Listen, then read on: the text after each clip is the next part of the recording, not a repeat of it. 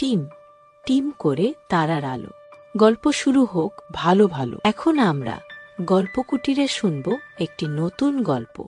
হাঁড়ি কেন পালালো, জুতা কেন দৌড়ালো? গ্রামের নাম গোলমালপুর। গোলমালপুর নামটা গ্রামের মানুষ নিজেরাই দিয়েছিল, শুরুতে মজা করে। পরে বুঝল নামটা ঠিকই আছে। গোলমালপুর খুব সুন্দর গ্রাম। কাঁচা রাস্তা, ছোট ঘর, সামনে উঠোন, পেছনে গাছ। সকালে পাখি ডাকে, বিকেলে গরু ফেরে। সবকিছু একদম ঠিকঠাক চলছিল, যতদিন না একটা ছোট ঘটনা ঘটল। এক সকালে গ্রামের রামু কাকু ঘুম থেকে উঠে দেখলেন তার লাঠিটা দরজার বাইরে নেই। তিনি ভাবলেন ভুল করে ভেতরে রেখেছেন। ঘরে ঢুকে দেখলেন লাঠিটা খাটের নিচে। তিনি লাঠিটা তুলতেই লাঠি গড়াতে শুরু করল। রামু কাকু বললেন, এই দাঁড়া। লাঠি দাঁড়ালো না। তিনি হাসলেন, বুড়ো বয়সে চোখের ভুল ভেবে আবার কাজে গেলেন। কিন্তু ওই দিনই আরেক বাড়িতে দেখা গেল হাঁড়ি চুলায় বসতে চাইছে না। ঝাড়ু পরিষ্কার করার বদলে মেঝের মাঝখানে শুয়ে পড়েছে। আর সবচেয়ে অদ্ভুত, এক জোড়া জুতা সকালবেলা একসাথে ছিল, বিকেলে আলাদা হয়ে গেছে। গ্রামের লোকেরা প্রথমে হাসল, আহা আজ গোলমাল হচ্ছে, এই বলেই ছেড়ে দিল। কিন্তু পরদিন গোলমাল থামল না, বরং বাড়ল। বাজারে ওজন মাপার পাল্লা ইচ্ছে করে হালকা হয়ে যাচ্ছিল। দুধের হাঁড়ি দুধ ছিটিয়ে দিচ্ছিল। একটা দরজা খুললেই আরেকটা দরজা বন্ধ হয়ে যাচ্ছিল। গোলমালপুরে তখন হাসির সাথে সাথে বিরক্তিও ঢুকতে শুরু করল। এইসব কি হচ্ছে? কার দোষ? এভাবে চললে কাজ হবে? কিন্তু কেউ উত্তর জানত না। এই গ্রামেই থাকতো বীরু। বীরু খুব সাধারণ মানুষ। সে না নেতা না পণ্ডিত।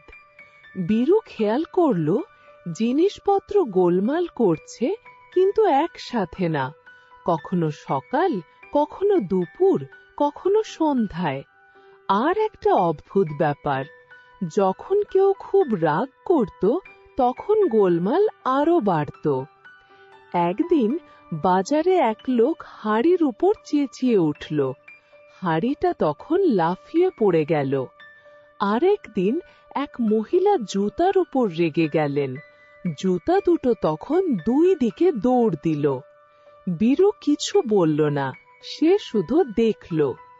দিন যেতে যেতে গোলমালপুরে কাজ করা কঠিন হয়ে গেল। খাবার রান্না দেরি, বাজারে ঝামেলা, লোকজন ক্লান্ত।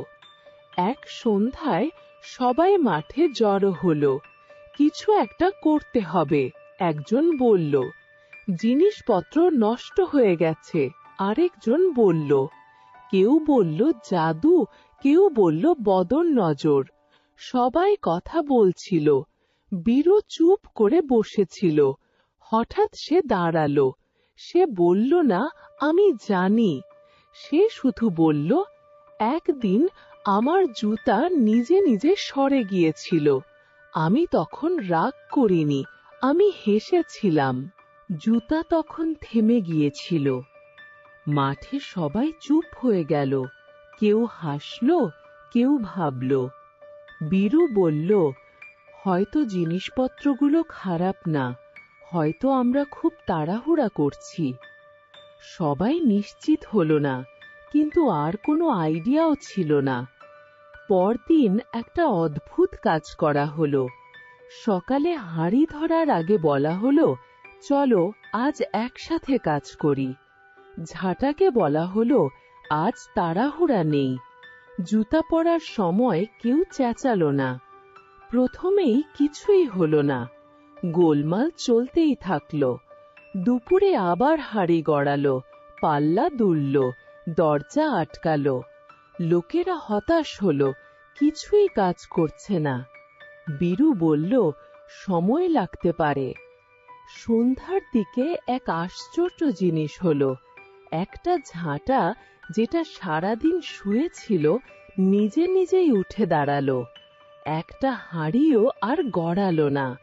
জুতা দুটো পাশাপাশি এসে থামলো। সব একসাথে ঠিক হয়নি, কিন্তু একটু একটু করে। পরের দিন আরো কম গোলমাল, তার পরের দিন আরো কম। 1 সপ্তাহ পর গোলমালপুর আবার আগের মতো হয়ে গেল। না, একদম আগের মতো না।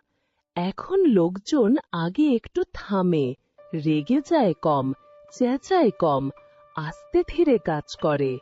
আর যদি কখনো কোনো জিনিস নড়ে চড়ে বসে, লোকজন শুধু বলে, আচ্ছা বুঝেছি। আর গোলমাল, তাকেও আর গ্রামে পাওয়া গেল না। কারণ গোলমালপুর গ্রামের মানুষ শিখে গেছে, সবকিছু ঠিক করতে সবসময় জোর লাগে না। না রেগে, না চেঁচিয়ে করতে পারলেই কাজ সহজ হয়ে যায়। গল্পটি শেষ হল। পরের ভিডিওতে শুনব আরেকটি নতুন মজার গল্প।